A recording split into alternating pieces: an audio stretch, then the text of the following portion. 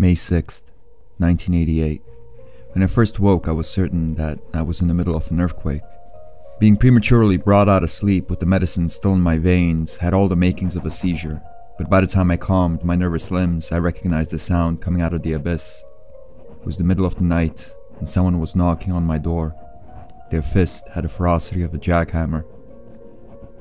Beyond the blinding lights of the hallway, I could see the scarred-up face of a Soviet soldier. "The United People's Institute of Science did not require my attendance today," the man barked. "Air ducts were being fumed for vermin, and all of the research staff was ordered to stay inside of the Rusalka until the situation was resolved." The soldier didn't wait for a response. He simply moved on to my neighbor's door and started pounding it. Past the hallway, I could hear the gruff voices of his comrades repeating the same message to my colleagues. My mind was still half asleep.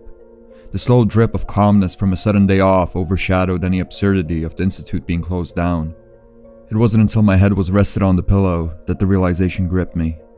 The tenor of science being done at the institute was far too important to be halted for something as trivial as the cleaning of air vents. Something had gone wrong.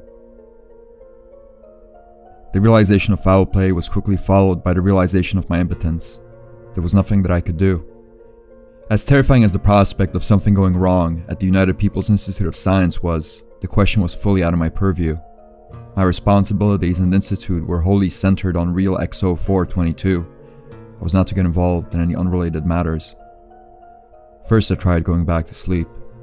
Then, I briefly considered an early dose of the syringe, but finally I settled down at my desk with some spare paper. To take my mind off of whatever was happening in the halls of the institute, I drew. At first, my pencil only produced mechanical shapes to the tune of a nervous internal monologue, but soon enough, I found my body relaxing. My mind cleared. I started drawing faces on the shapes. For a moment, I completely forgot about Adam Bernovsky and the film reel and the institute. My hands were too busy crafting cartoons on a page to let my mind stress about my predicament. It was the same feeling that the syringes provided, but without the nausea or vertigo. Everything was fine. For a moment, I fantasized about the life I could have had if I stayed away from the realm of science. The sharp morning light slowly dispelled those fantasies. Without the wail of the hotel's siren, I had lost track of time. The sun was up. Somewhere beyond the blocks of cement housing, the institute stood. The anxiety quickly rushed back. Not being able to sit still, I descended to the lobby of the Rusalka. A small crowd of soldiers milled around at the brutalist entryway of the hotel. The moment I climbed out of the elevator, their loud conversation quieted down. The young man silently smoked and watched me as if I were a foreign spy. I made my way across the lobby as inconspicuously as I could. The question of why the soldiers were in the hotel to begin with didn't linger for long. There was a state security bulletin poster right next to the communal coffee pot and the front desk, and each pillar that stood in the Rusalka's foyer. Tired, sunken eyes stared at me from the paper. The face was more than familiar. "Anna Bernovsky, dangerous enemy of the people. Shoot on sight." The syringes haven't helped the least bit. I've spent hours lying on the bed with my blood full of sedatives, hoping to fall asleep, hoping to avoid any further thought of what happens if Bernovsky's diagrams fall into the wrong hands. Yet my mind refuses to relax. If the man truly escaped the institute, if he was able to reveal even a fraction of the dark science that he has studied, there is no way the technology can be contained. The terror of another nation, hell, even of the Soviets getting access to the dangerous properties of real XO422 are unthinkable. But my anguish is fortified by the realization that it is my fault. Dr. Herkel wanted to get rid of Bernovsky immediately. When I insisted on keeping the man alive, he relented, but day after day he gave me a chance to rectify my mistake. Yet I was sentimental, and I let the man live. I was sentimental, and now I am responsible for the carnage that is to come if Bernovsky is not captured.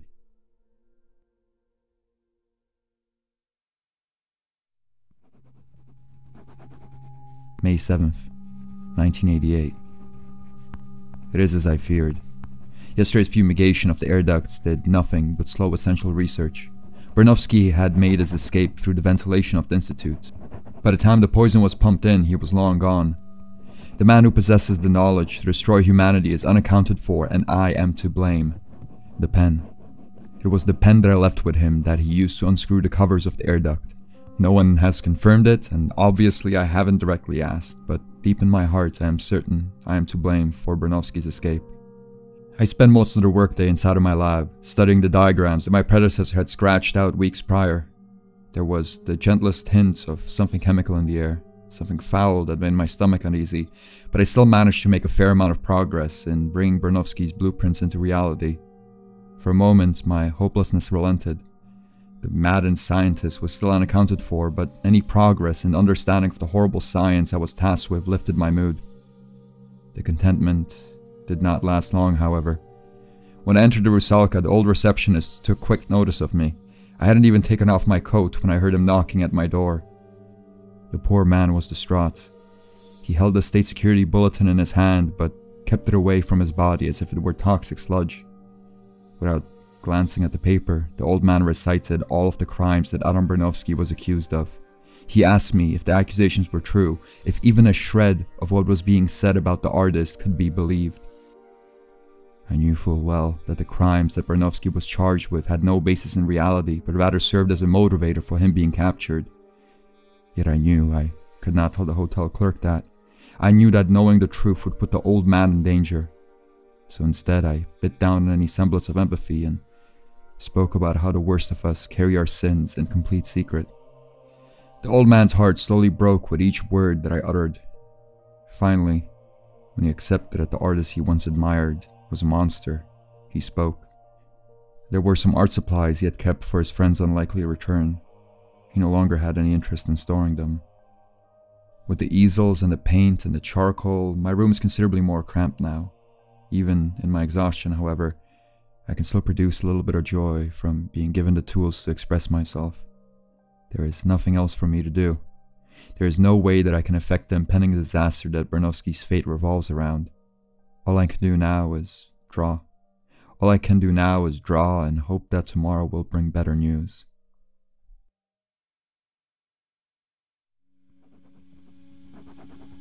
May 9th, 1988. Back in university, when the nights were long and the air felt thick, my colleagues would talk of the borders. There were stories, never truly confirmed, of men sneaking west through the cover of night. They made their way through the barbed wire fences, past the men with rifles and canine patrols. They crawled their way through the 2 kilometers that made up the physical manifestation of the Iron Curtain. Out in the darkness, on the western side of the dead earth, they would find a lit-up shack. Inside of it, they would find friendly faces. The soldiers spoke in German, or in English, or, if the defector couldn't speak neither, a translator would be provided. A Lucky Strike cigarette, a dark roast coffee. The defector would be welcomed into the free world in true style. After paperwork was finished, and a life free of the boot of totalitarianism was just a stone's throw away, the soldiers would ask questions. Are you aware of any human rights violations happening in your country? Is there anyone else that you know who is suffering? Please, tell us everything you know. We have men in the shadows who can help. They just need to be told where to go. The defectors would talk. Who would, after all, leave behind their family? Who would force their friends to trudge through the same dead earth and dangers as they did? If others could be helped to escape, or better yet, if they could help topple the system, it would be a crime not to speak. The defectors told the soldiers everything that they knew, and the soldiers smiled. The soldiers smiled, and when the defectors finished speaking, they took out the handcuffs. I never believed in fake borders. They seemed needlessly cruel and expensive to upkeep. Thank God the Soviet Union is more cruel than I could imagine. Adam Barnowski has been caught on the border to China. He's back in Soviet custody. Thank God that the guerrillas the Border Patrol employs don't have the slightest insight about the world of science. Barnowski spoke at length about the nature of the research he has done at the United People's Institute of Science. He sketched diagrams of machines that could destroy modern man. He provided detailed instructions on how to bring the horrors of my lab to life. Yet the border guards were deaf to the horrid knowledge he was sharing. It was not their job to understand. Their job was to smile, write down what the defector said, and then snap on the handcuffs. Dr. Herkel managed to have all records of Adam Bernowski's capture destroyed. He has also managed to have Bernowski transported directly back into the Institute before the broken scientist would have a chance to speak to someone of actual authority. Adam Bernowski, however, has not been executed. The problem of an unreliable man possessing destructive knowledge could have easily been solved with a single bullet, but killing a man purely because of the sin of accepting a position within the Institute would break me. From my conversations with Dr. Herkel, I am pretty certain the idea of killing Bernowski repulsed him as well. He is just far too reserved to express it. I suggested an alternative. I am unsure whether this alternative is a better or worse fate than death, but I have to believe I did the right thing. Ever since his escape, I have been working on the machine. Based off of the diagrams that Bernowski drew for me while he was in the Institute's custody, I have created a photographic apparatus that can replicate the effects of real XO422. When Bernowski was captured at the border, the machine was not yet tested, but I knew that Herkel wouldn't leave space for another mistake. Adam Bernowski was destined for one of two fates. Either he was to be the first test subject of the forbidden technology I had unearthed, or he was to be shot dead in the holding cells of the Institute.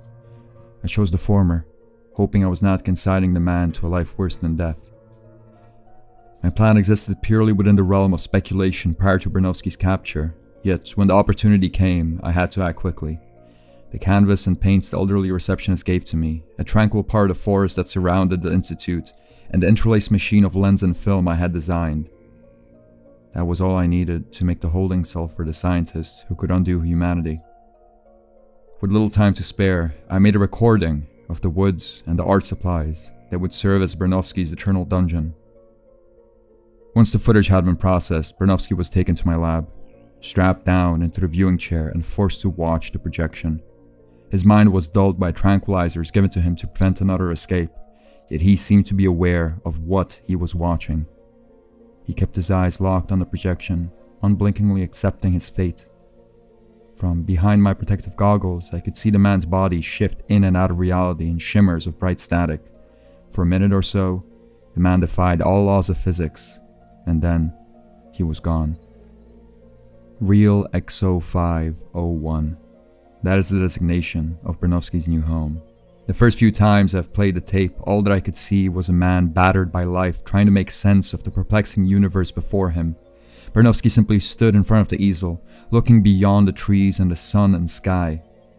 Slowly, play by play, the man's place in the footage changed. Each time I reversed the footage, he was closer and closer to the easel. By the time I left the Institute, Bernowski no longer seemed confused by where he was. By the time I left the Institute, Bernowski was painting. He is drawing a landscape in the midst of a horrid storm. Lightning and sleet cover the canvas in apocalyptic strength. His art inspires gut-wrenching fear in me, a certainty that something will go horribly wrong terribly soon, yet I hope, I pray, that Adam Bernowski is happier inside of the tape of my creation than he was in the company of the shaman.